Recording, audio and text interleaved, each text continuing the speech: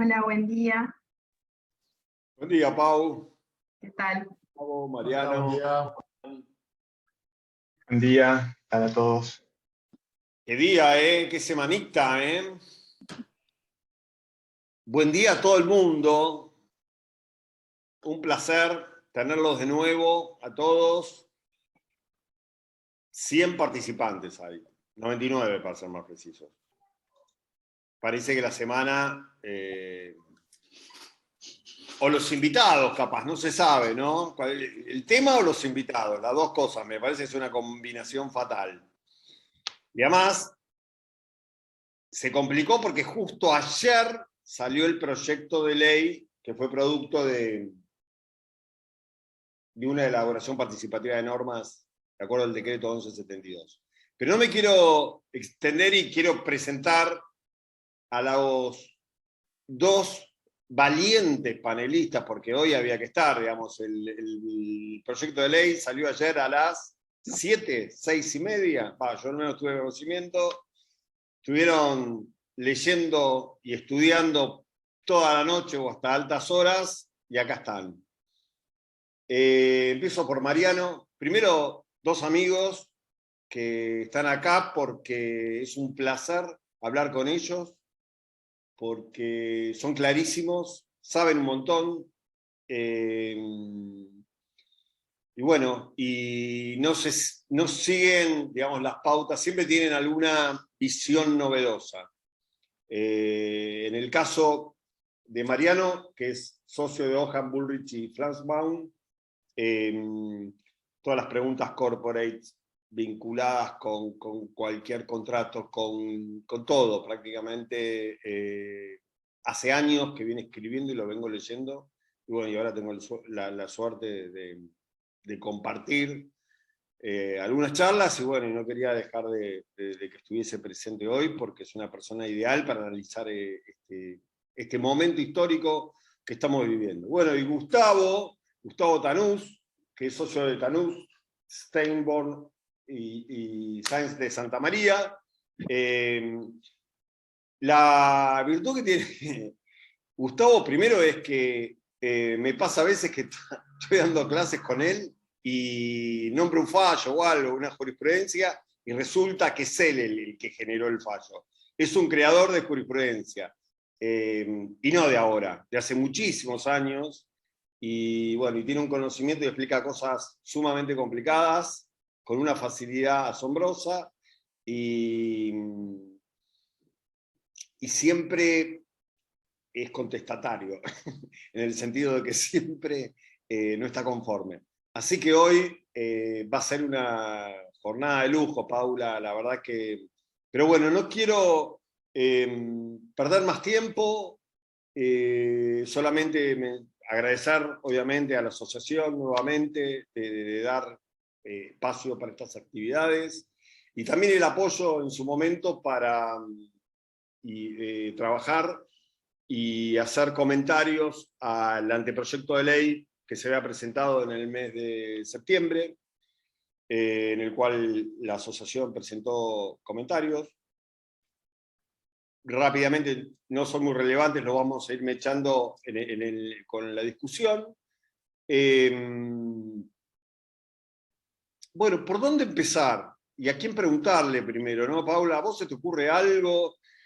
Para poner un poco de contexto, porque casi que entre los invitados y medio que parece que armamos el escenario, el miércoles para toda la gente que nos está escuchando se aprobó finalmente el convenio 108 Plus, que regula una cantidad de institutos que van a inspirar, esperamos, inspiren ese proyecto y un poco reflejan las tendencias más modernas en materia de data privacy. Ayer se presenta el proyecto, con algunas modificaciones a lo que habíamos leído para el momento de los comentarios. Yo creo que un poco el título de la convocatoria, y acá arranco y los dejo a los dos, porque no te va a hacer escucharlos a ellos, es, desde que apareció la primera versión de este anteproyecto, lo que estamos escuchando en el estudio, en nuestros clientes, y posiblemente vos hagas lo mismo, y lo mismo de Mariano y Gustavo, es la preocupación de las compañías por cómo van a cumplir, cómo esto va a impactar en la actividad de las compañías.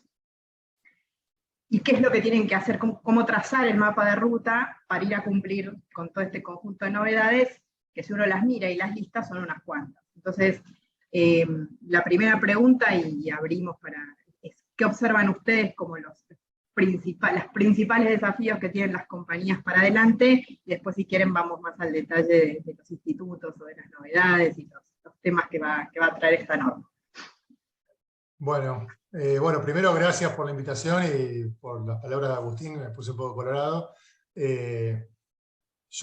Cuando me propusieron participar de esta charla, primero, la verdad, tengo que decir, no estamos haciendo mucho lío, porque en realidad es un anteproyecto de ley que ya hubo muchos, hubo algunos presentados en el Congreso que quedaron en la nada, y podría ser uno más. El año que viene hay cambio de gobierno, esas cosas que pasan en el Congreso, que tal vez los proyectos quedan muy lindos y quedan ahí sin tratar. Pero bueno, lo que decía María Paula recién del tema del convenio 108, lo que trae, lo que hace Argentina al aprobar, ya tenía media sanción del Senado hacía bastante tiempo, al aprobar este convenio es asumir el compromiso de actualizar la ley. Entonces, bueno, que el Congreso haya asumido el compromiso de actualizar nuestra ley y en el mismo momento el organismo de control, después de hacer una movida con la gente interesada, los sectores interesados, haya elaborado un anteproyecto, presentado y no sé si ya se presentó, pero bueno, ya decía que ya lo van a presentar en el Congreso, genera una expectativa mucho mayor de la que había antes, cuando uno veía un proyecto u otro, muchos parecidos, presentados por diferentes diputados o senadores que quedaban en la nada. Creo que ahora sí estamos en presencia de una posibilidad de que en breve, bueno, no creo que este año, a veces pasa que a fin de año se levanta la mano en el Congreso y se sancionan millones de leyes. No creo que este sea el caso, pero tal vez en el año próximo tengamos una nueva ley que repercute bastante en lo que las empresas van a tener que hacer, ¿no? Mariano, sí. Sí, ¿qué tal a todos? Antes que nada, muchísimas gracias por la invitación, un placer estar acá con todos ustedes, muchas gracias a la asociación, a Agustín especialmente por sus palabras y por invitarme, y a Paula también mi agradecimiento. Sí, comparto con Gustavo sus comentarios. Yo creo que fueron días movidos, muy movidos en temas de privacidad, sobre todo a nivel local. Generalmente temas de privacidad son movidos a nivel global todo el tiempo. Siempre hay novedades, siempre hay noticias que suceden en distintas partes del mundo. Es una disciplina que ustedes habrán visto, se mueve y se impulsa y está siendo impulsada permanentemente. A nivel local, yo creo que claramente el convenio 108 Plus fue un hito, es un hito en nuestra historia en materia de datos personales, que es una historia larga, de larga data. Nosotros fuimos uno de los primeros países en la región en sancionar una ley de protección de datos personales ya hace casi 23 años, que en su momento fue de vanguardia y que, bueno, en definitiva fue un motivo por el cual hemos obtenido un reconocimiento de adecuación, que no lo tienen muchos países en el mundo, somos uno de los pocos, que claramente quedó totalmente desactualizada, que es una normativa que merecía una reformulación, que tuvo un intento en el año 2018 que parecía que iba a avanzar y que, bueno, por diversos motivos perdió estado parlamentario y que llegamos a una instancia en la cual estuvimos con varios proyectos, como decía Gustavo, que fueron presentados en el Congreso, pero que ninguno tuvo un avance significativo. Hay que destacar en este sentido unos proyectos presentados por la diputada Banfi que seguían ese modelo, pero que claramente no avanzaron. Inclusive fue presentado uno hace muy poco tiempo, creo que en el mes de septiembre, y bueno, hoy en día estamos en esa situación en la cual yo destaco un aspecto que me parece importantísimo en el debate en el Congreso el pasado día miércoles, cuando se estaba aprobando la adhesión al convenio 108 Plus. La diputada Banfi, que claramente es del bloque opositor, destacó la necesidad de empezar a estudiar en la disciplina en pos de sancionar una nueva ley de protección de datos personales.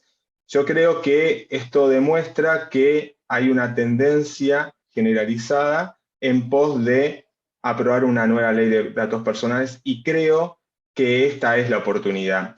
Quizás los tiempos no son muy positivos porque, bueno, ahora ya estamos entrando a fin de año, termina el periodo de sesiones ordinarias, hay algunos rumores que dicen que por ahí se trate de sesiones extraordinarias, el año que viene es año de elecciones, con todo lo que significa, pero quizás con este impulso que está teniendo la disciplina, esta importancia que le están prestando, y la atención que le están prestando el Congreso, los miembros del Congreso, quizás tengamos alguna novedad. Claramente la norma trae varias novedades, o este proyecto de ley trae varias novedades que van a implicar un desafío, pero podemos ir indagándola con mayor detenimiento.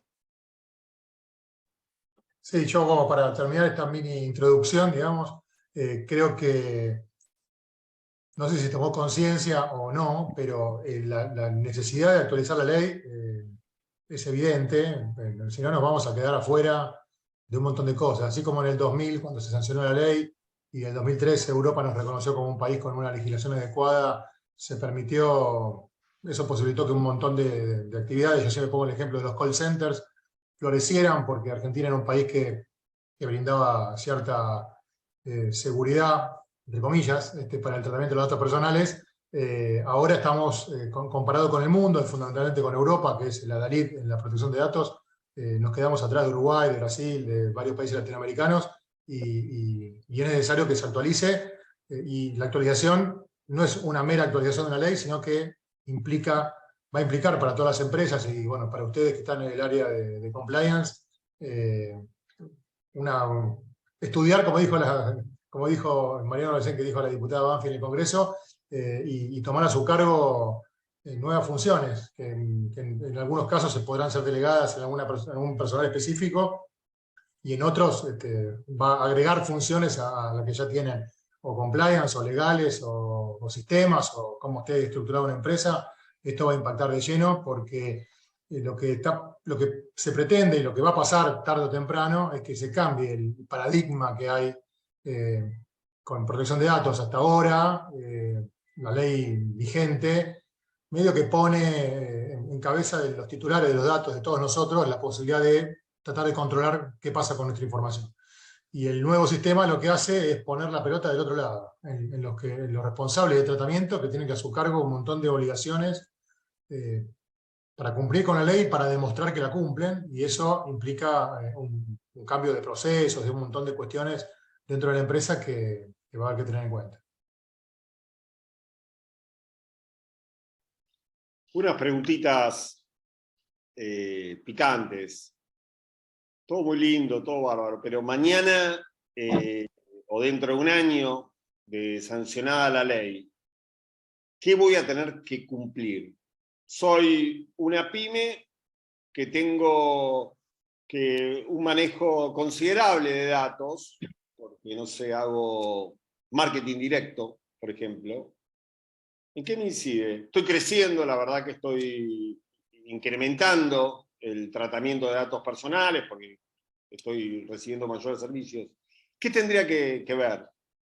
¿Cuáles serían las obligaciones que voy a tener que estar cumpliendo a grosso modo? ¿Quién se anima? Bueno, si querés, Gustavo, arranco yo y después te dejo, porque creo que tenemos un listado largo y extenso de aspectos. Dale. Claramente... Suficiente para que hablen los dos un rato largo del listado. Sí. Bueno, a ver, como introducción previa, yo creo que, a diferencia de lo que sucedió por ahí en Brasil, donde se sancionó la Ley General de Protección de Datos Personales, que estableció un parámetro muy elevado en materia de datos personales, similar al que tiene Europa con el GDPR, pero antes no tenían nada, nosotros venimos con una trayectoria, con un camino, por lo cual una empresa, llamemos una pyme o una empresa grande o quien fuese, porque en realidad la ley, hasta donde vi, no hace distinciones sobre envergadura del emprendimiento. ya tuvo que haber cumplido algunos aspectos en materia de protección de datos personales, porque ya vemos que no solamente en la ley, sino también en reglamentaciones con una cuestionable constitucionalidad, se ha incorporado algunos principios, algunos instrumentos que vienen del derecho europeo o el derecho extranjero. Pero básicamente, yendo a responder específicamente la pregunta, claramente vas a tener que implementar nuevos procedimientos, nuevas políticas, hacer un análisis específicamente de tu situación, de tu flujo de datos, de cómo procesás, cuál es la base legal que tenés para justificar el tratamiento. Tenemos cambios sustanciales en las bases legales, antes no teníamos el interés legítimo como justificante para el tratamiento de los datos personales, hoy lo tenemos, lo cual flexibiliza en cierta forma el tratamiento, porque en realidad antes teníamos que requerir el consentimiento, alguna de las excepciones del artículo 5º inciso D, que funcionaba como corset para las empresas. Esto flexibiliza un poco más, obviamente ese interés legítimo va a tener que estar respaldado por una evaluación para ver si efectivamente se justifica esa base legal, pero más allá de eso, bueno, vas a tener que, dependiendo de las circunstancias, el tratamiento de datos que realices, la envergadura, el volumen, la cantidad de datos, la naturaleza de los datos, vas a tener que por ahí realizar una evaluación de impacto en materia de privacidad, que nosotros ya lo tenemos por una resolución que es una recomendación que trabajó la Agencia de Acceso a la Información Pública conjuntamente con el regulador uruguayo y que fue aprobado en el año 2020, si mal no recuerdo, a principios de 2020, pero bueno, no es obligatorio, ahora va a pasar a ser obligatorio. La designación de un... En la Argentina de la crisis, lo que es una recomendación, es una recomendación. Entonces la gente la lee, la pone ahí al costado y mira solamente lo que es obligatorio, con lo cual ahí creo que hay un cambio importante y me alegro que lo hayas marcado, Mariana. Sí, tal cual, tal cual. Es una recomendación. Hoy, como estamos, es una recomendación. Adicionalmente, la empresa va a tener que designar un delegado en materia de privacidad o un responsable, porque la norma cuando hace lista las obligaciones que tiene el responsable y el encargado, indica la designación de un encargado de procesamiento de datos, un DPO, pero si no le corresponde, bueno, tendrá que tener una responsable en materia de una persona, un área específica que se ocupe de materia de datos personales, por lo cual es bastante amplio el punto. Y importante, y que no me quiero olvidar, el tema de la notificación de los incidentes de seguridad, que si bien eran recomendaciones a través de la resolución 47 del 2018 en materia de seguridad de la información, ahora va a ser obligatorio. Y el plazo que en el anteproyecto nos había asustado porque era de 48 horas, pasa a ser 72 horas. Es un poquito más, es el estándar general, o por lo menos el estándar que tiene GDPR, pero sabemos los que nos ha tocado lidiar con un incidente de seguridad que los tiempos, los minutos cuentan, y 72 horas es un plazo bastante exiguo. Tenemos un aspecto importante, que hay nuevos derechos que se reconocen a los titulares de los datos, como el derecho a la portabilidad, la limitación del tratamiento, que claramente eso impone un desafío para responsables y también para encargados de tratamiento, porque en realidad los plazos de respuesta también son breves. Y un ejercicio de un derecho de portabilidad es un desafío importante para las empresas cuando algún titular de los datos lo solicita.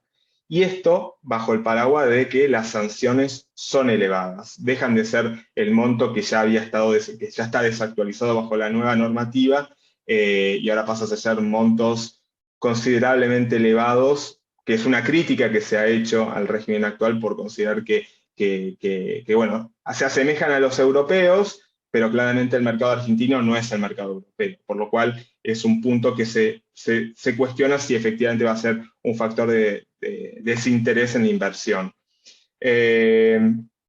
Bueno, después también, y ya ahora le dejo a Gustavo para que siga, el tema de los encargados de tratamiento, que ahí hay un aspecto realmente importante.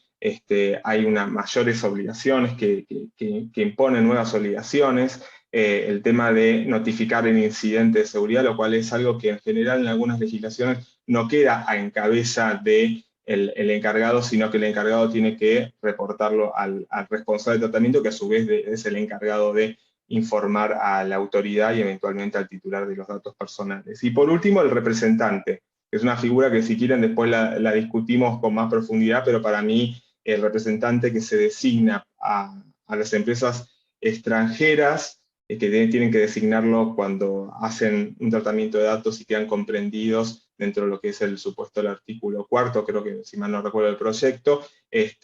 Bueno, es un tema que antes no estaba en la legislación argentina y que bueno, es incorporado a raíz de la ampliación del alcance extraterritorial de la norma. Bueno, un lujo. ¿Algún comentario, alguna pincelada sobre el responsable? ¿Sería responsable de una empresa extranjera? Representante de una empresa extranjera. Bueno, ese es el gran punto. El representante, según el texto actual, tiene responsabilidad por los incumplimientos de la empresa a la cual representa, o sea, del responsable de tratamiento o el encargado. Lo cual, a ver, creo que se presentaron bastantes comentarios cuestionando este punto y tenía la sensación de que iba a ser suprimido, porque en realidad el representante del artículo 27 del Reglamento General no establece esa función.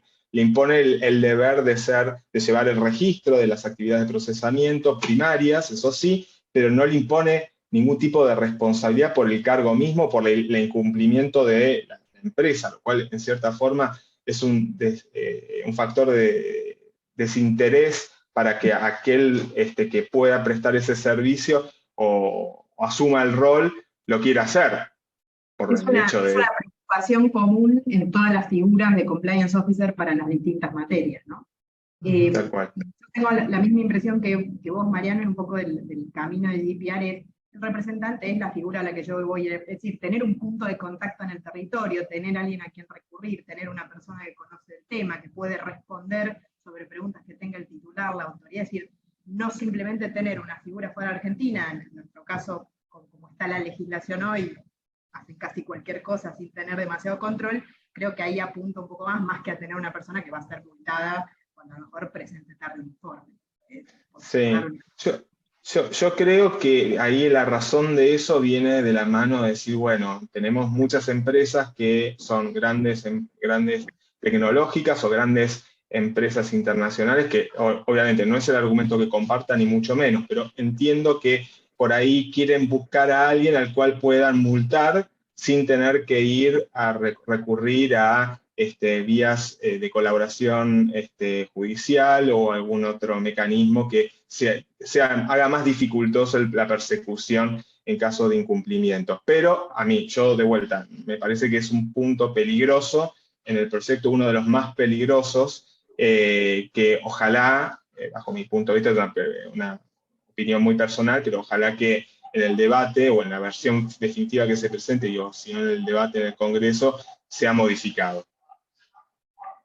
Yo para agregar un poquito y bajar un poco a la realidad, las cosas que contaba Mariano, que son cosas técnicas y que para muchos son chino básico, la realidad es que las empresas multinacionales y las grandes empresas ya conocen el tema y no es mucha novedad todo lo que va apareciendo, porque por contratos que tenés que firmar o por cumplir con normas de casa matriz, etc., hay un montón de estos principios y cuestiones que ya se incorporaron. El tema es que, bueno, se incorporaron no porque una ley lo dijera, sino porque te lo exige o un tercero con el que tenés que firmar un contrato que te pide un montón de cosas, o te lo exige la casa matriz y tenés que cumplirlo por eso, pero no porque hubiera un riesgo de que acá alguien te pudiera sancionar o que alguien te pudiera denunciar por no estar cumpliendo con esas cosas. Entonces, hasta ahora es un cumplimiento más formal, digamos, más por la galería que efectivo.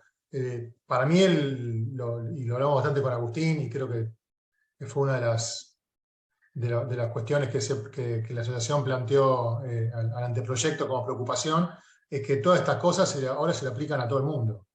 Entonces hoy una pyme va a tener que empezar a saber y implementar un montón de cosas que están en desventaja con respecto a las grandes empresas o a las multinacionales, que ya de a poco, desde el 2018 a la fecha, en el mundo se fueron actualizando también por decantación se fueron actualizando acá, ahora de repente va a haber un año desde que salga la ley para adecuarse, y eso implica un montón de trabajo y reformulación de un montón de procesos y sistemas internos que van a impactar. Sobre ese punto, creo que Agus, vos también lo recordás, por eso lo decías vos, Gustavo, antes de arrancar, el tema de la reglamentación va a ser importante. Ya Beatriz Anchorena había anticipado sobre este tema, que fue una preocupación inmediata. Lo fue también cuando salió GDPR, ¿no? No distingo entre las grandes, las chiquitas, las que hacen un manejo de datos que es imprescindible para el negocio y las que hacen un manejo accesorio. Ella dijo que de alguna manera la reglamentación iba a contemplar. Ahora es difícil contemplarlo, porque a veces poner la medida de las cosas y segmentar es un poco complicado en estas normas, pero bueno, tomo tu preocupación porque evidentemente fue también en el momento la de la autoridad y un poco la experiencia demuestra que terminás teniendo un cumplimiento a lo mejor que es un esfuerzo muy grande para una pyme y a lo mejor con lo mismo la grandota cumple también. Entonces, me parece importante el comentario que acabas de hacer. Una pregunta para Gustavo, que siempre discutimos con un tema que a él dice que yo lo odio y a él le gusta, que es el tema del registro de base de datos. Se suprimió. Pero ahora hay el registro de representantes y una figura, vos Gustavo que trabajaste en España, en el órgano, en la agencia española, el registro de actividades. A mí me parece como que bajo el Reglamento General Europeo, y además es un instituto que ayuda mucho, principalmente al que no está muy habituado. ¿Por dónde empiezo? Cuando dicen, ¿qué es un dato personal? ¿Dónde están dentro de la organización? El registro de actividades dentro de la organización ayuda mucho para ordenarse. Es como el paso inicial. Es como sacar una foto, un inventario. Corregime si estoy equivocado. Ese es uno de los comentarios que habíamos pedido nosotros, que se incorpore esa figura. Sí, no es una obligación, no es una obligación. En realidad es un consejo para todo aquel que tenga que empezar a adecuarse a la ley. Primero saber qué tratamientos hace, relevar en todos los sectores de la empresa, bueno, quiénes tratan datos, qué hacen, qué datos tenemos, empezar en base a eso a ver qué medidas tengo que tomar y qué tengo que hacer. El reglamento europeo lo establece como una obligación, el deber de registrar las actividades de tratamiento, que es un registro interno, no es registrarlo en el organismo de control, que como decíamos con el registro de base de datos, etc.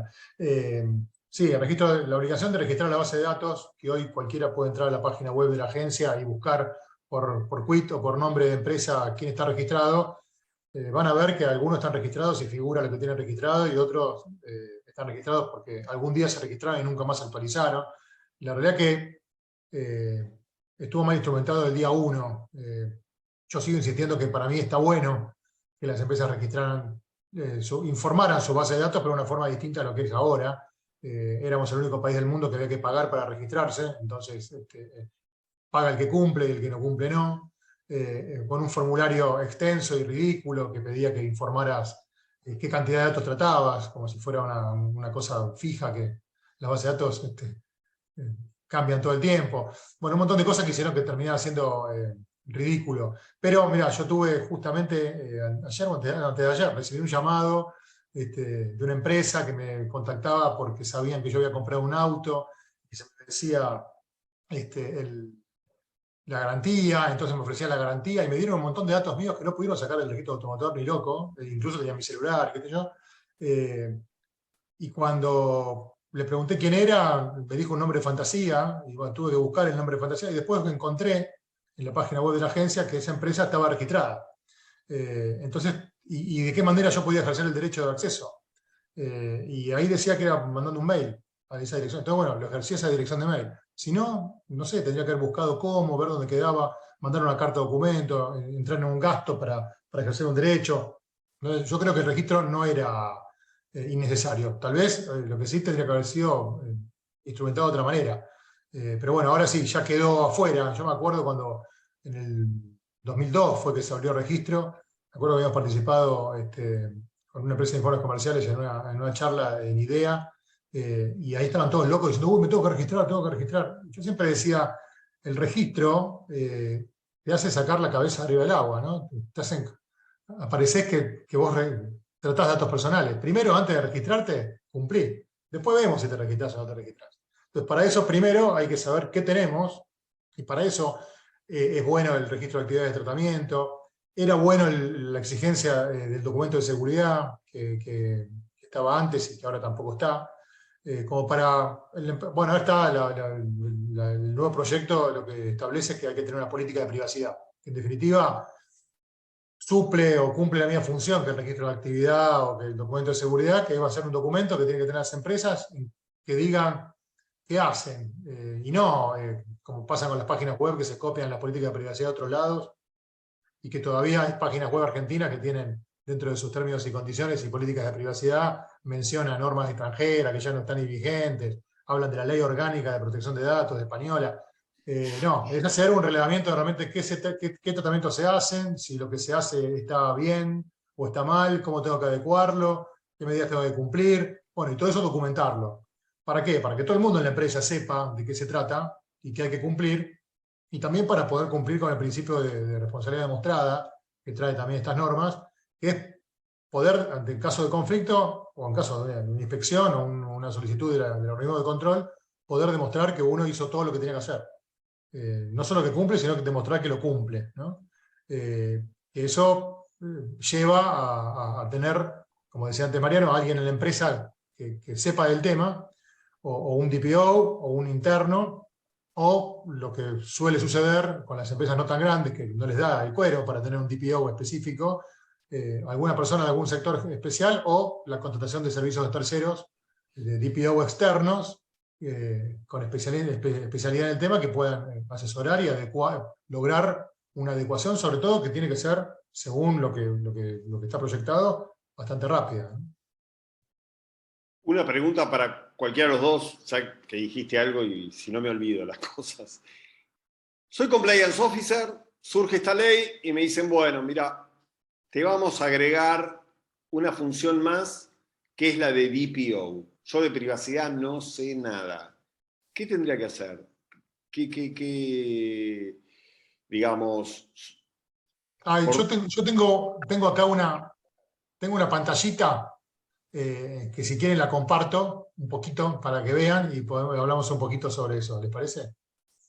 Miren, yo creo que el DPO va a tener que ser el DPO o el responsable del tema, o la empresa directamente va a tener que hacer esto. A ver, esperen si lo comparto bien o no lo comparto bien. ¿Se ve esto? ¿Se ve? Sí. Bueno. Va a tener un año para adecuarse, ya sea un DPO específico o la persona a cargo del sector de compliance o legales o recursos humanos o operaciones, a quien le enchufen el tema va a tener que hacer un montón de cosas. Primero, una auditoría, ¿no? Relevar la información que hay, la base de datos que hay, los tratamientos de datos que se hacen, y buscando sector por sector qué es lo que, porque no siempre se sabe qué se hace, y ni hablar de un organismo público que tiene un montón de personas y actividades y tal vez no tantos controles como puede tener una empresa privada, ¿no? Revelar, evaluar si son necesarios los datos que se tratan o los tratamientos de datos que se hacen, quiénes son los responsables, los alcances, cuáles son imprescindibles y cuáles se pueden eliminar. Bueno, ver un poco todo eso. En base a eso, hacer un diagnóstico en base a los requisitos de la ley, ¿no?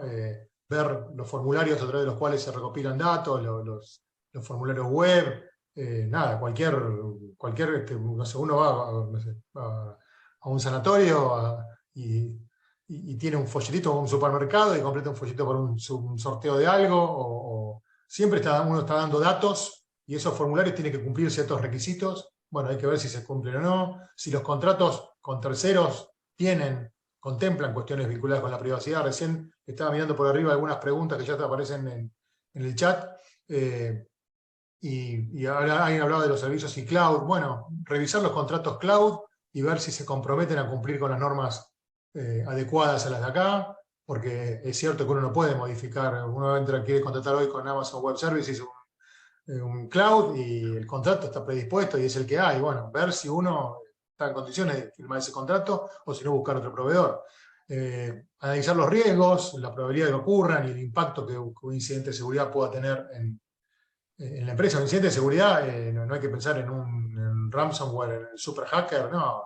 En que el personal de limpieza que es externo pueda acceder a una computadora porque está pegada el password en el monitor y puede acceder a datos y se puedan filtrar, o porque no se destruyen correctamente no sé, pasa mucho afuera, acá nunca tuve un caso, no conozco casos por el estilo, que a veces hay hospitales que tiran sus historias clínicas y no las destruyen como corresponde y quedan papeles sueltos por ahí, y bueno, eso es un incidente de seguridad también, no solo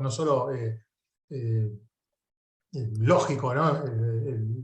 El incidente de seguridad puede ser físico, que se pierda un papel, que se pierda un fichero, una base de datos, una carpeta con datos personales. En base a todo eso, reorganizar los procesos de la empresa o crear ahora la política de privacidad, establecer medidas de privacidad desde el diseño y por defecto. Es decir, cuando uno arranca un tratamiento de datos, pensar primero en la privacidad, pensar primero cómo voy a tratar los datos y cómo puedo afectar a terceros, en base a eso, diseñarlo, tomar las medidas técnicas necesarias para evitar incidentes y también dos cuestiones que son muy importantes, que una es capacitar al personal, para todo el personal. No es porque haya un fenómeno en la empresa que sepa de privacidad, estamos salvados. Yo siempre cuento el caso de lo que ocurrió en todos estos años con el ejercicio de derechos. Esta es una ley, la ley de protección de datos. Normalmente yo digo, si alguien me pregunta qué es la ley de protección de datos, para explicarlo fácil, digo, bueno, es la ley que te permite salir de veras. Como para saber más o menos de qué se trata. Y bueno, ¿por qué también? Porque fue uno de los casos, los reclamos contra bancos, empresas y fondos comerciales, ocupó los 80-90% de los conflictos derivados de la aplicación de esta ley. Y no tiene mucho sentido que, por ejemplo, un banco tome todas las medidas que tiene que tomar, no solo por ley de protección de datos, sino también por normas del Banco Central, etc. Y yo presento un ejercicio de derecho de acceso o supresión en la mesa de entradas, y el personal de mesa de entradas no sepa que hay 10 días para contestar y que si no te pueden sancionar o iniciar una demanda de habeas data porque no diste los datos. Entonces, no solo el más sistema, los más conocedores de la situación tienen que estar embebidos en este tema, sino todo el mundo. Y también concientizar a los directivos, ¿no? Muchas veces me ha pasado que el dueño de una empresa venga y diga, bueno, ¿y qué pasa si no cumple con la ley? Y bueno, hasta ahora la realidad es que si uno es sincero, tiene que decir, no pasa nada. Y si pasa algo, bueno, tenés una multa tan chica, una multa de 100.000 pesos, que en definitiva a veces te conviene más pagar la multa que cumplir. Bueno, ahora no solo que las multas van a ser más grandes, sino que también, bueno, ya ahí lo saco, que también a nivel, habiéndose creado tanta conciencia a nivel mundial de la necesidad, la importancia de la privacidad y el muy lento reconocimiento por parte de la gente del derecho que tiene.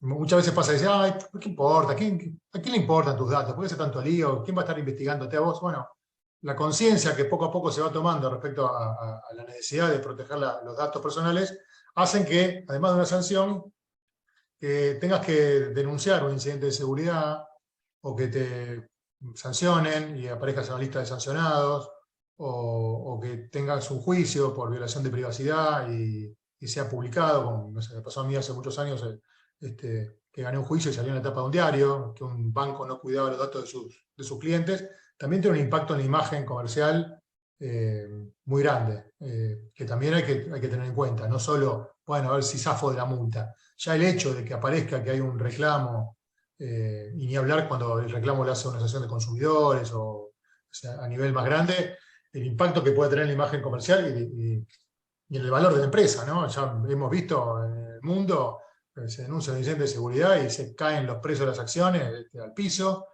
Bueno, son cuestiones que hasta ahora acá fueron ignoradas por justamente, no solo porque el organismo de control no actuó de la manera que creo yo debería haber actuado, sobre todo con nuestra idiosincrasia, ¿no? En Argentina tenés que pegar el palo para que cumplan, si no antes no se cumple. Por eso esta nueva visión que trae este proyecto de ley como decía antes, pone la pelota del lado del responsable y no tanto en, bueno, si zafo que no me controlen, no cumplo con la ley, listo. Ahora, bueno, sí va a haber que cumplirla porque los riesgos son mucho más altos.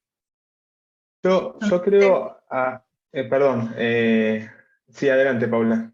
No, y que iba para vos la pregunta y para Gustavo también. Esto que cuenta Gustavo, nosotros ahora estamos atravesando con varios clientes. Ellos arrancaron su proceso de adecuación en función de la preocupación por el proyecto, y un poco todo esto que él mostraba en ese gráfico tiene un montón de dificultades desde el inicio. Es decir, la gente tiene que distinguir un dato personal de un dato comercialmente valioso para la institución, cosa que ya es un problema de arranque. Entender dónde hay tratamiento de datos. La gente dice, bueno, sí, recursos humanos tiene, y todos los demás, y después vos te empezás a enterar que en Haití manejan bases de datos de mucha importancia, que el equipo de marketing tenía un montón de bases, muchas las compró afuera, es decir, todo ese mapeo, que generalmente es la parte más pesada del compliance, es hacer toda esa revisión previa antes de arrancar. Difícilmente voy a escribir bien una política si no sé qué estoy haciendo. Un poco la recomendación de la experiencia de estos años es arránquenla con tiempo, porque las compañías cuando tienen un año empiezan a trabajar en el mes 11 y medio, cuando faltan 15 días para vencer. Y estos esperando la prórroga, ¿viste? Claro, bueno, son procesos un poco largos, y esta capacitación de la que hablabas vos, a nosotros nos ha dado resultado como ponerla al inicio, ¿no? Es contarle a la gente qué vamos a hacer para que entiendan para dónde vamos. Y de todo lo que habías dicho, y Mariano, te cedo la palabra para que vos continúes, el tema de la responsabilidad proactiva, ¿no? Esta cuestión que fue tan sonada en el GDPR, para nosotros, a lo mejor para los que venimos de compliance hace rato, ya tuvimos experiencia en otras materias, uno dice, bueno, yo tengo que documentar para adentro, tengo que dejar rastro de todo lo que hice, tengo que poner los papeles al día para poder después contarle a la autoridad, o al tercero, o al titular que hice. Pero bueno, si nos pueden dar alguna pista para que la gente que nos está escuchando sepa por dónde arrancar, para el día de mañana poder demostrarlo, creo que a todos les va a venir bien tener algún ejemplo. Sí, yo creo que ahí ahora dijiste lo correcto. Lo importante acá es implementar un programa de privacy management, que es mucho de lo que dijo Gustavo. Y ese programa empieza justamente por conocer tu empresa y conocer el flujo de datos, de dónde vienen las fuentes, qué tipo de datos, de qué universo, quiénes son los que están involucrados, que en general es a raíz de una auditoría. Me parece un buen approach comenzar con una auditoría, porque con una capacitación, porque a los que nos ha pasado, que hemos intervenido en auditorías, generalmente la primera sensación cuando uno está con el responsable de área es que dice, bueno, no, yo no manejo datos personales, o no, yo con eso no tengo que ver. Y cuando empezás a indagar con preguntas, pero ¿y qué tipo de datos manejás? Ya ahí se dan cuenta que sí, y eso es lo que despierta quizás la necesidad de concientizar, educar en materia de datos personales. Claramente el tema de la educación es fundamental dentro de las corporaciones, y después viene el proceso claramente de la elaboración de protocolos, procedimientos, políticas, documentos, contratos, revisión de cláusulas contractuales, todo este nuevo cambio que si se termina implementando va a llevar a que las empresas tengan que revisar todo tipo de documento para ver si las cláusulas contractuales efectivamente atacan todos esos puntos, y sobre todo, que bien mencionaste vos el tema de la responsabilidad, de la accountability, de la responsabilidad demostrada, que ahí claramente lleva a que, si bien, en mi modo de ver, no habría por ahora en el anteproyecto una obligación de registro de las actividades de procesamiento, para mí es fundamental tenerlo, porque vos va a ser el elemento necesario que vos te va a ayudar el día de mañana cuando tengas que afrontar un procedimiento de investigación o algún tipo de reclamo, demostrar que efectivamente manejás o tenés una política sólida, robusta en materia de protección de datos personales. Y no quiero olvidarme de un tema que había comentado Agustín, una pregunta que había hecho Agustín sobre el tema de las funciones del DPO. Un compliance officer bien podría porque el texto del proyecto de ley lo prevé, ejercer el rol de Data Privacy Officer. Lo cierto que va a ser, con todos estos cambios, estas obligaciones que pone la ley, y teniendo en cuenta las funciones propias del DPO, hacen que el desafío sea mayúsculo. Por lo cual sí va a tener que mínimamente pedir un gran aumento de sueldo y ponerse a trabajar mucho, porque le espera un montón de trabajo. Estamos todos muy lindos, todo bárbaro, todo perfecto, qué sé yo, pero vayamos, como dije en Twitter, a la verdad de la milanesa. ¿Cómo son las sanciones? ¿Cuánta guita hay en juego? ¿Puedo seguir llamando a los abogados y que estén 15 años impugnando en sede judicial? ¿O hay un mecanismo más flexible ahora que no, que las sanciones van a ser efectivamente cumplidas? Bueno, la sanción, que ahora está de 1 a 100.000 pesos a nivel económico, también hay sanciones que pueden implicar la clausura de la base de datos, que es mucho más grave incluso que una sanción económica. A nivel económico, el proyecto la sube, calcula una unidad móvil de 10.000 pesos actualizable por índice de precio del consumidor y la eleva de 5 unidades móviles, es decir, de 50.000 pesos a 1.000.000 de unidades móviles, o incluso entre el 2 y el 4% de la facturación total anual global de la empresa en el ejercicio anterior, lo que puede llevar a un número infernal. El tema es que, bueno, sí, la sanción te pueden sancionar, podés apelarlo, y un tema que hablamos bastante con Agustín, la apelación tiene efecto suspensivo, así que hasta que termina judicialmente pueden pasar unos cuantos años, hasta que la sanción se termine aplicando, y tal vez, según si aplican intereses y qué interés le aplican, quizás que se reduce bastante. Así que no, la sanción inmediata no es. Pero Gustavo, una pregunta ahí, algo bien puntual y que difícil.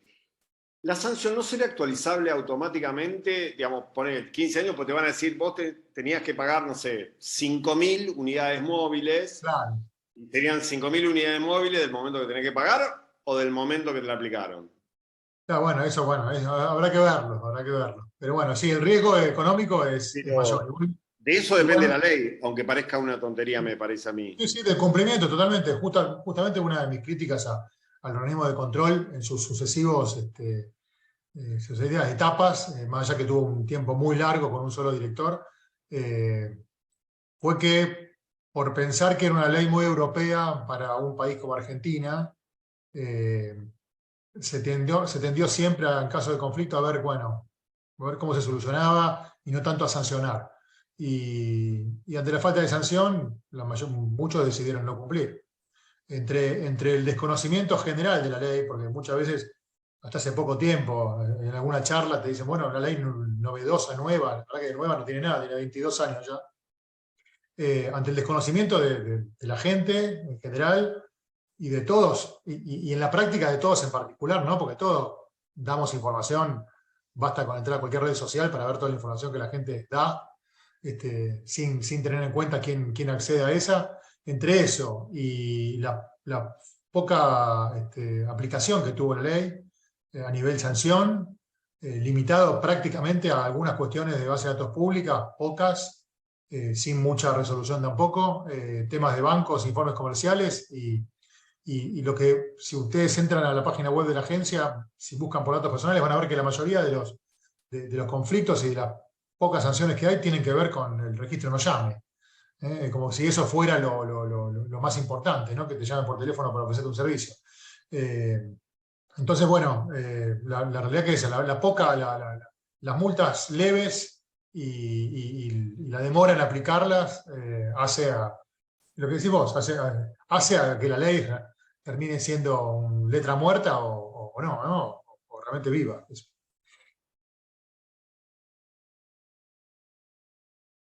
Yo sigo así, ya que los tengo y se me ocurren cosas. Preguntas para cada uno, puntuales, dirigidas. Para Mariano, contrato de responsable con encargado, ¿y cómo juega? Va a ser difícil la pregunta, te mato. El tema de inteligencia artificial, cuando cubre o ya nace vieja esta ley. Digamos, se me ocurre, por ejemplo, cómo hago el derecho de supresión, el derecho de rectificación, en datos de entrenamiento de, por ejemplo, de un algoritmo, esas cosas. Se habló mucho de un derecho vinculado con los algoritmos en el proyecto y no veo mucho avance.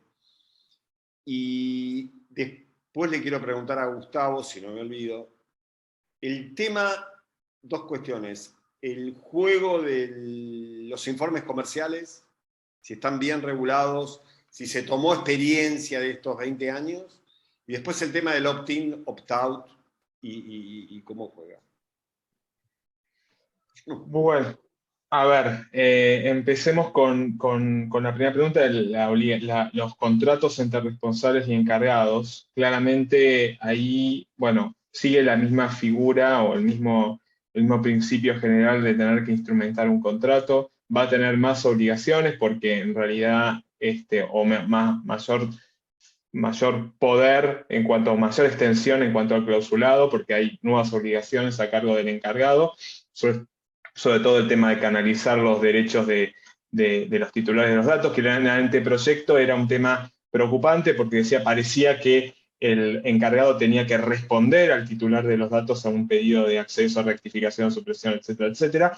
Ahora esto fue clarificado en el proyecto y tiene que colaborar con el responsable en la respuesta y tiene que dirigir el requerimiento, pero bueno, también está el tema de las notificaciones, los incidentes. De todos modos, yo veo que es una práctica general después del GDPR, de las nuevas cláusulas contractuales que aprobó la Comisión Europea, de seguir ese estándar. O sea, en eso, una empresa que está acostumbrada a manejar ese tipo de contratos, que inclusive son práctica general en la región, en Perú, en Uruguay, Colombia, Brasil, etcétera, no le va a significar mucho. Sí, quizás para las empresas locales que no tenían tanta relación o tantas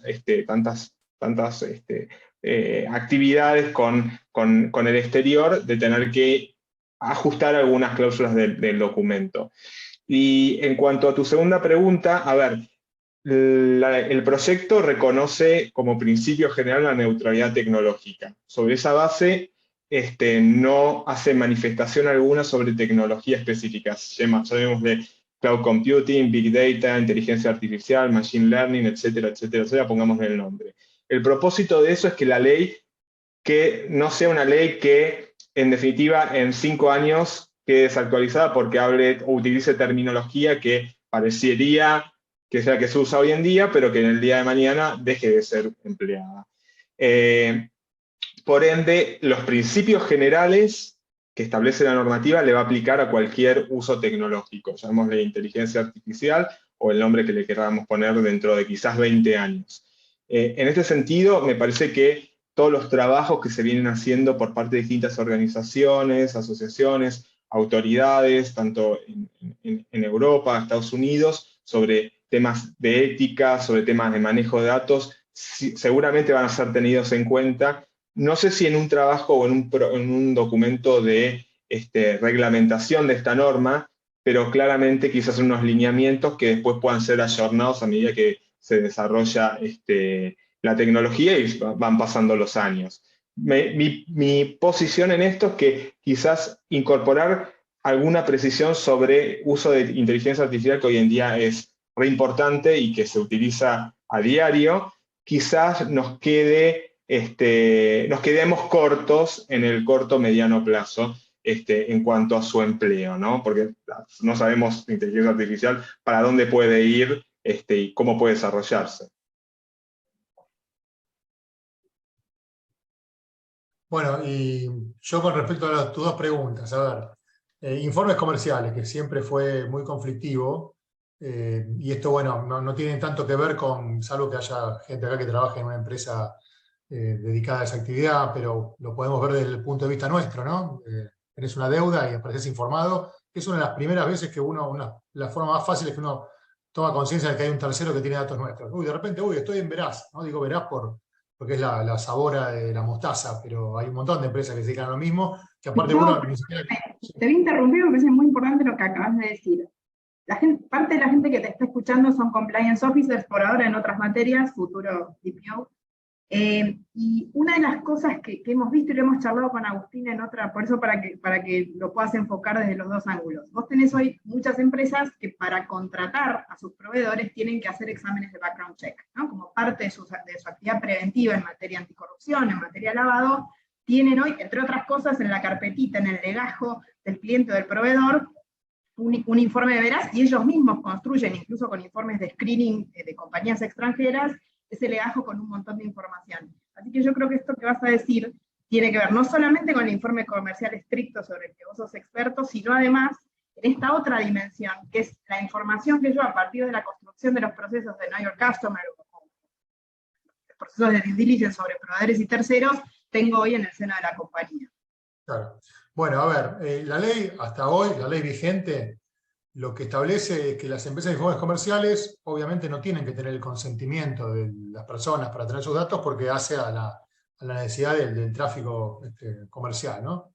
Pero lo que establece la ley es que los datos se pueden tratar de cierta manera, obtenidos directamente del titular o de fuentes de acceso público y restricto, como podría ser, no sé, el Banco Central, y que se pueden tratar de determinada manera. Obviamente los datos positivos no tienen un límite, pero sí hay un límite para los datos negativos. Entonces la ley actual dice que los datos de información negativa, es decir, si yo me endeudé en el año 2020 y no pagué nunca la deuda, pueden figurar en el registro durante 5 años, y que si yo la pago, desde el momento que la pago, esa información puede figurar 2 años. El tema es que la ley, el proyecto nuevo, habla solamente de que los datos de información comercial que pueden incluir estas bases de datos solo pueden tratarse durante 5 años. Y lo que hace es dejar atrás, olvidarse, no reconocer, no conocer, no sé, como quieran llamarlo, todo lo que pasó durante estos 20 años, que incluso el decreto reglamentario modificó y hubo bastantes... los conflictos siempre se generaron por esto, los 5 años, ¿desde cuándo se cuenta? ¿Y qué información mía puede tener Veraz? No sé, si yo le debo 100 pesos al kiosquero de la esquina, ¿el kiosquero puede informar a Veraz? Gustavo Terón me debe 100 pesos. ¿Es importante esa información? Como para que a mí me pueda generar a futuro que no me den un crédito, que no me dejen entrar a un trabajo, o lo que fuera. Bueno, la ley anterior y el proyecto de ley anterior, de lo que hablaban era de que los datos tienen que ser significativos. Y el proyecto de ley del gobierno anterior, que se presentó por parte del organismo anterior, lo que trataba de hacer, que tal vez ahora pueda quedar delegado en la reglamentación, es determinar qué es significativo y desde qué momento se cuentan esos 5 años. Lo que pasó siempre, cuando salió la ley, en el 2000, en el debate parlamentario, los diputados y senadores se peleaban diciendo, no, pero la ley dice 5 años, pero en realidad, si yo tomo los 5 años desde que la deuda prescribió, por ejemplo, de 10 años, ahora son 5 la prescripción general, pero ponerle una deuda actual de 5 años, bueno, cuento, el día antes de la prescripción informo que esa deuda todavía está vigente, el plazo se me va a 10 años, se hace larguísimo. Bueno, todo eso siempre generó conflicto.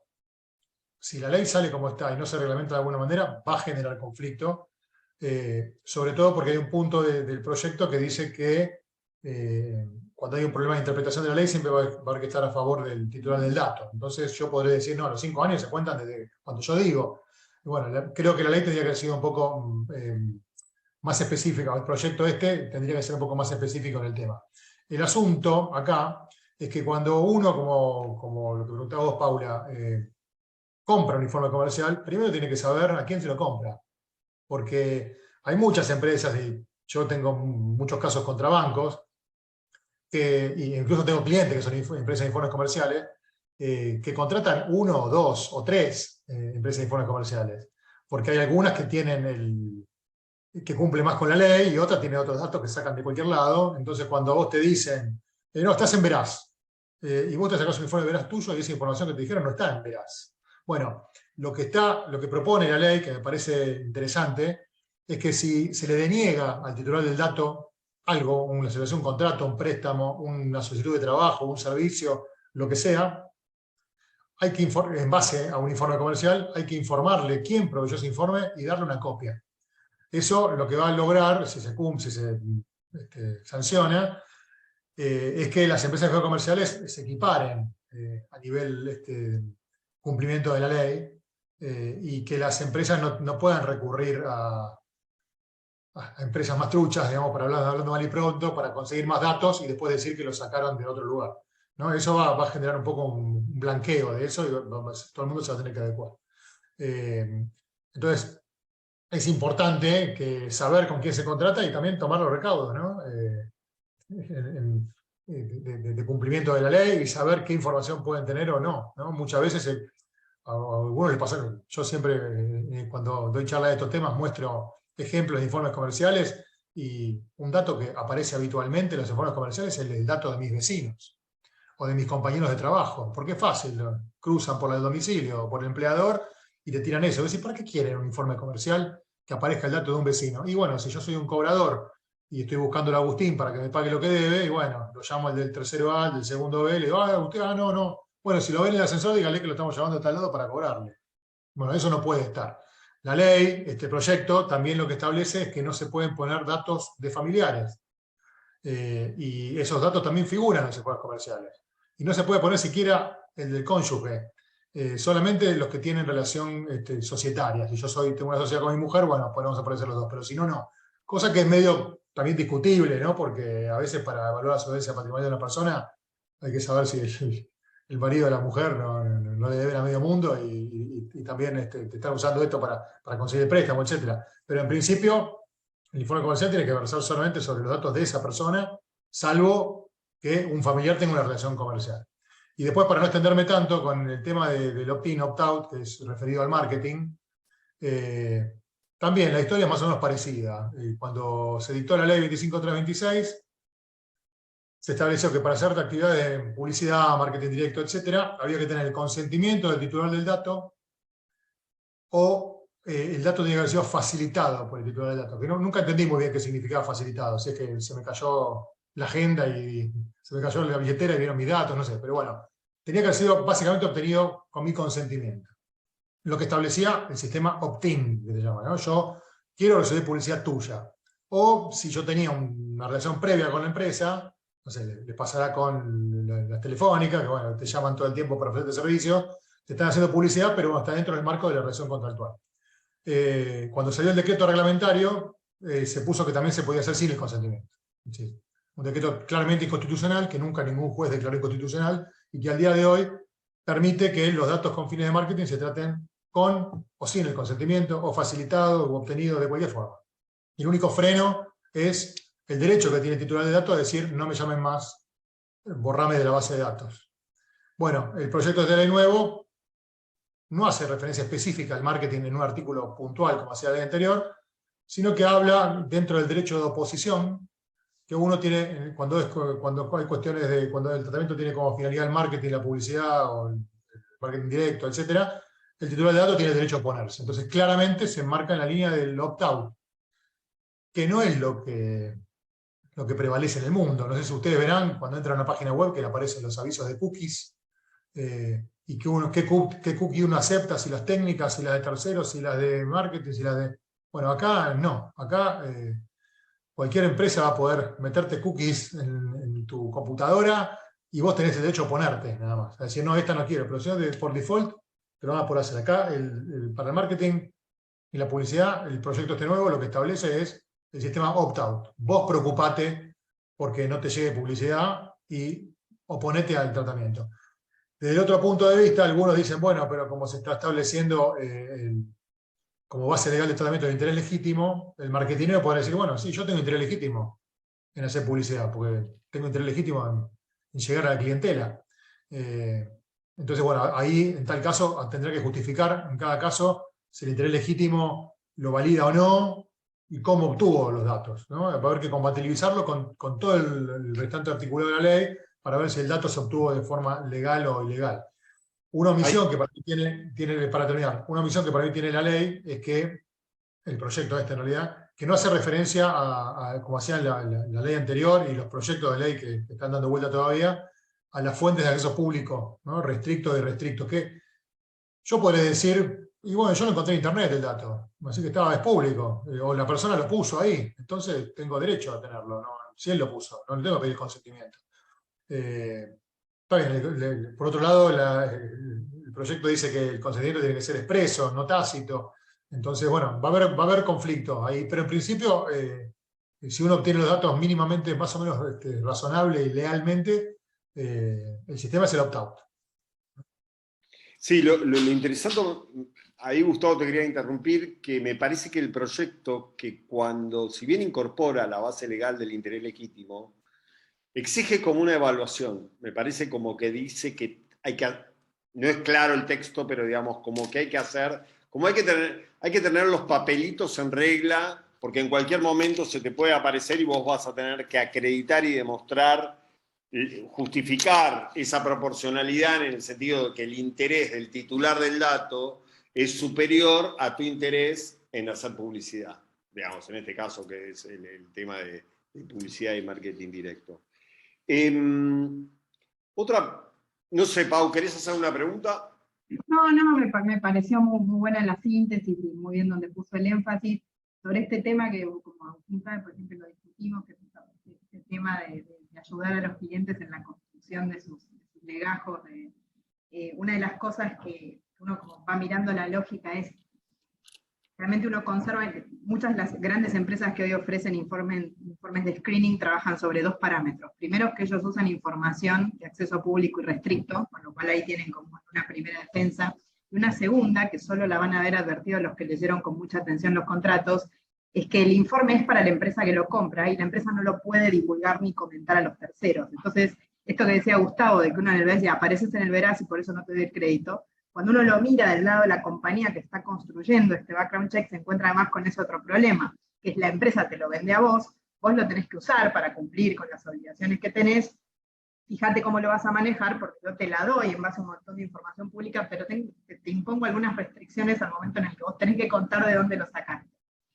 Y el otro punto importante, y esto creo que todos los que hacen compliance hoy lo tienen bastante claro, es cuando uno construye esa información y decide conservarla en la compañía, generalmente lo que vos tenés es una diligencia en la forma en la que vos la conservás. Si yo encuentro un antecedente negativo, generalmente hay una carta para aclararlo, si seguí la relación con ese proveedor. Y cuando no, y acá es donde probablemente venga el problema, es cuando decido interrumpir una relación comercial con un proveedor, o eventualmente le tengo que delegar un servicio al cliente. Hoy la tendencia en muchos casos es no dar demasiada explicación de por qué.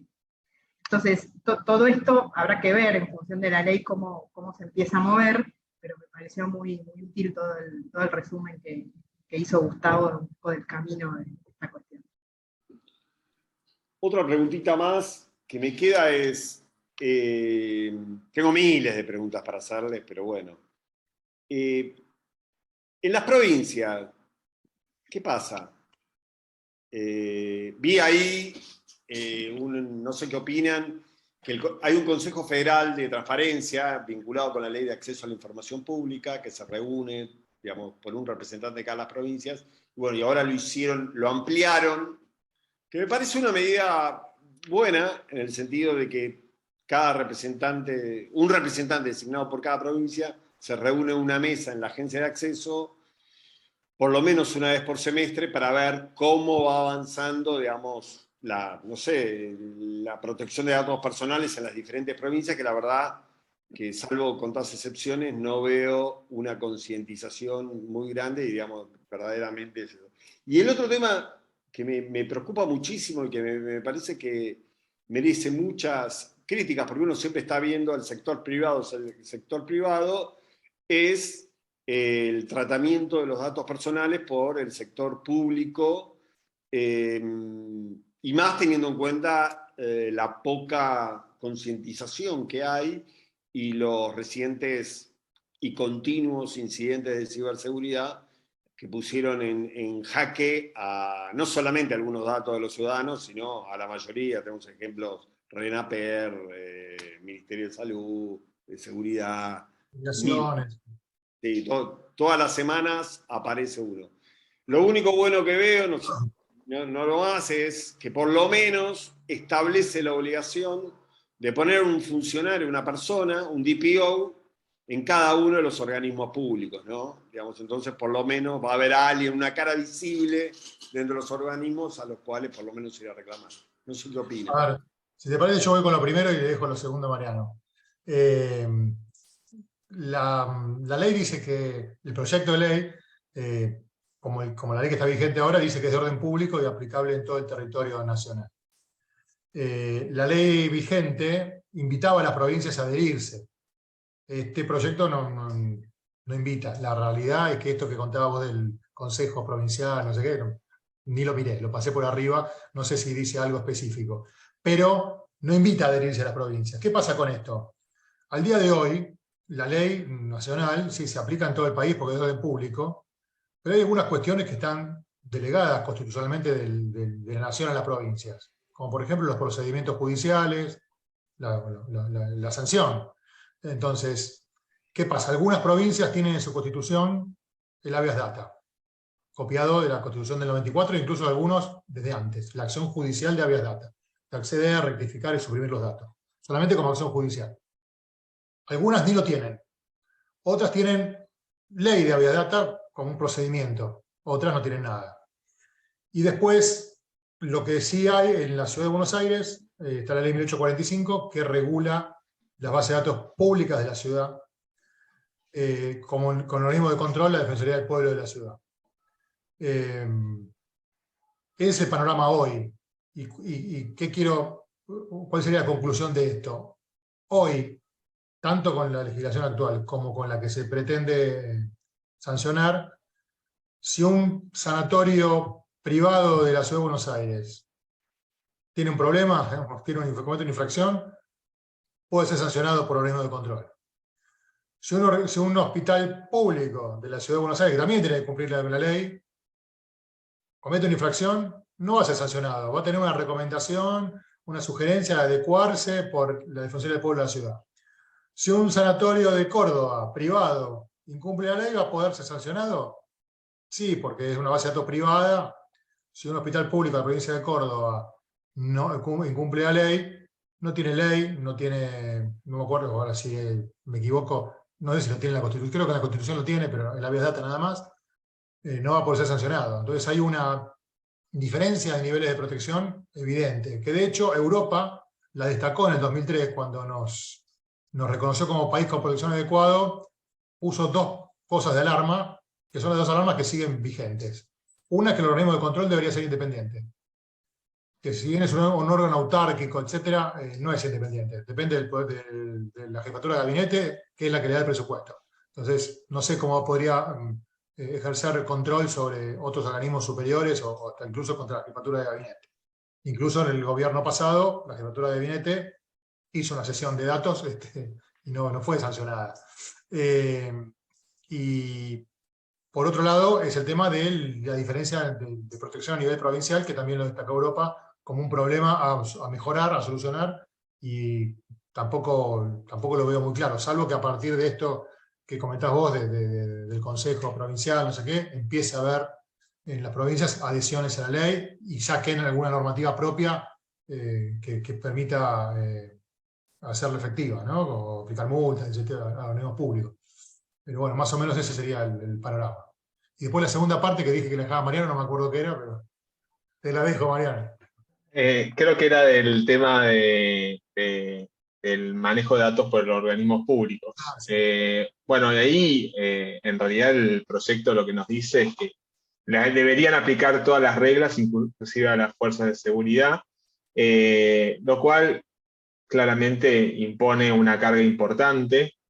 Había una resolución, una disposición de, no sé si era la Dirección Nacional o de la Agencia de Acceso a Información Pública, que establecía como procedimientos, políticas que tenía que tomar en cuenta el sector público en materia de datos personales, como por ejemplo la designación de un DPO.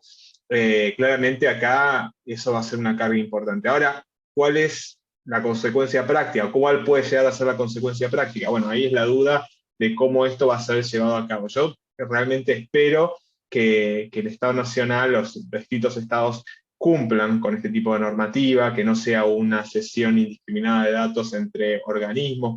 Ahí hay una específica mención sobre las competencias en materia de restricciones a la transmisión de datos personales, lo cual es fundamental porque manejan una cantidad de datos nuestros impresionante.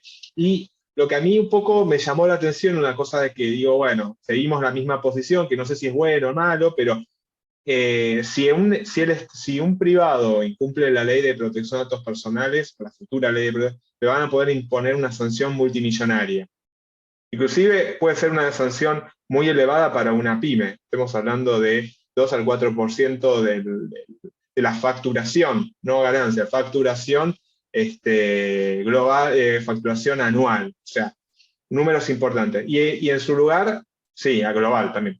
Y en su lugar, al sector público la sanción pueden ser todas las que establece ahí, menos las multas. Está bien, hay un argumento ahí por el tema de la asignación de presupuesto, que en definitiva sería, ok, pero parecería como que, bueno, va a ser, como pasó en el caso del incidente de seguridad de Policía Federal, que fue gravísimo, que fue investigado por la agencia y terminó siendo dos apercibimientos.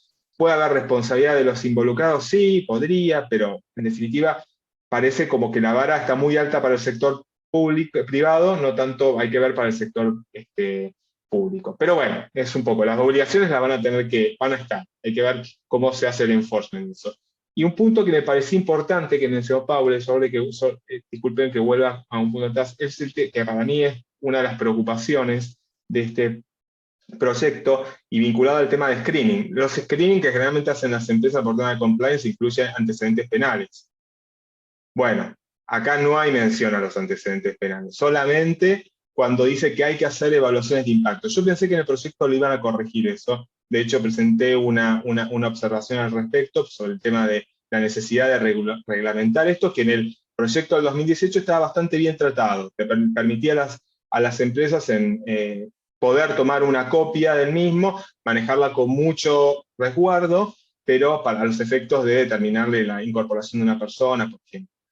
Acá no hay referencias, pero sí está en el tema de la evaluación de impacto, lo cual me parece que ahí quedó una laguna que no está bueno, porque son datos sensibles, hay algunos que dicen que ni siquiera deberían pedírselos, otra posición que dice que sí, pero con determinados de recaudos, otros sin tanto recaudo. O sea, me parece que es un punto que en esto sí la ley debería reglamentarlo y no esperar una regulación por parte de la autoridad o del decreto reglamentario. Aparte eso, como vos marcas, es una realidad. Los informes de screening tienen antecedentes penales de la gente. Y generalmente para la empresa que lo está mirando, más rica el reporte, ¿no? No yendo tan lejos, un taxista que quiere conseguir trabajo le tiene que llevar al dueño del taxi le tiene que llevar el informe de reincidencia.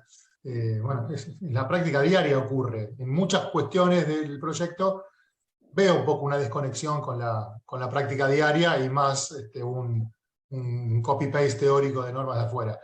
Con respecto al base de datos públicas, de abastecimiento de datos por organismos públicos, una cuestión chiquita, la ley actual, que para mí también es un retroceso, la ley actual exige que los organismos públicos que creen una base de datos dicten una norma de creación que establezca para qué se usa, la finalidad, etcétera, etcétera, etcétera, y que se publique en el boletín oficial.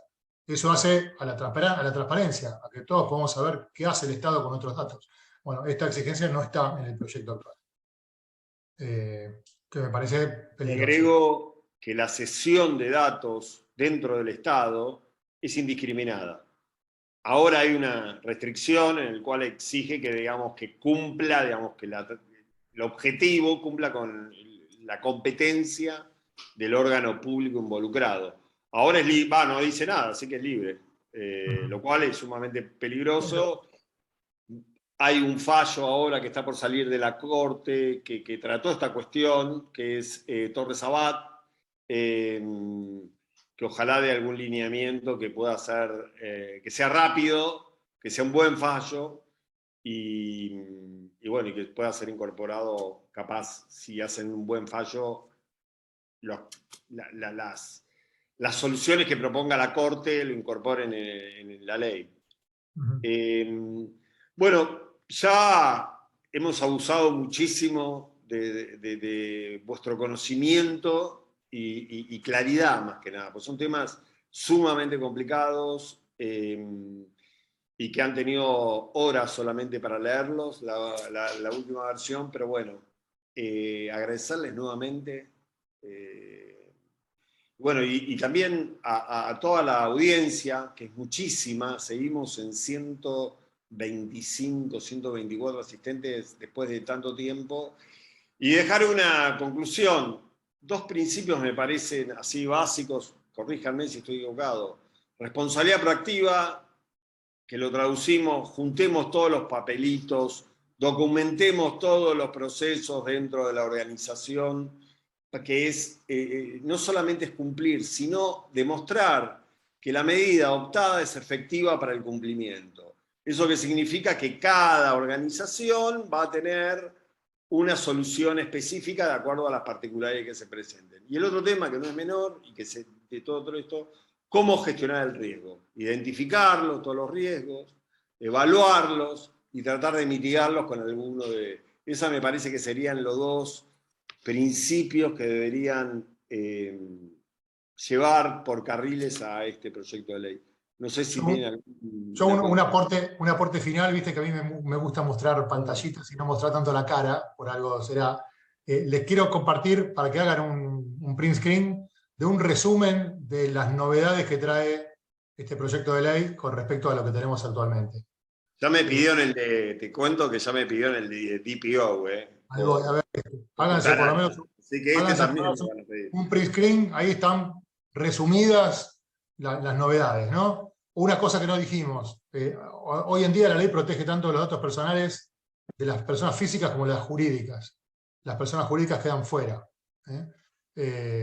Bueno, y después el resto de las cosas que más o menos fuimos hablando, algunas no, porque bueno, no daban para la charla, pero eso como para que tengan el resumen de los puntos a tener en cuenta. Bueno, Saquen fotos. Saquen fotos ahora. Igual quedó grabada la sesión, así que pueden volver a escucharla cuando quieran. Yo me sumo mucho al agradecimiento de Agustín, gracias a los dos, siempre es un lujo tener gente como ustedes en estas charlas. Me alegro que haya sido un repaso de cierta profundidad en los temas que más importan a la gente que nos está escuchando, así que muchísimas gracias a los dos. Es un viernes, el horario es un horario de la mañana complicado, así que muchísimas gracias a los dos por habernos dicho que sí, por tomarse el tiempo para estar ahí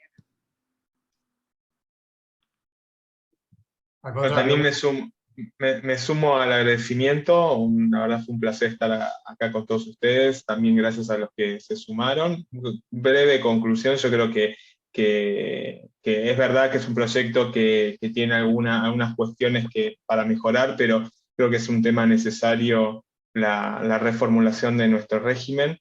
Va a ser más trabajo para todos, en todo sentido, para las organizaciones, para los profesionales, para los técnicos, también para la autoridad, porque la autoridad va a tener que estar a la altura, porque se autoimpone muchas obligaciones, va a tener que necesitar estructura para poder lidiar con las evaluaciones de impacto, los informes que le envíen, los reportes de incidentes de seguridad, bueno, el análisis y las tareas de investigación, ser parte en acciones.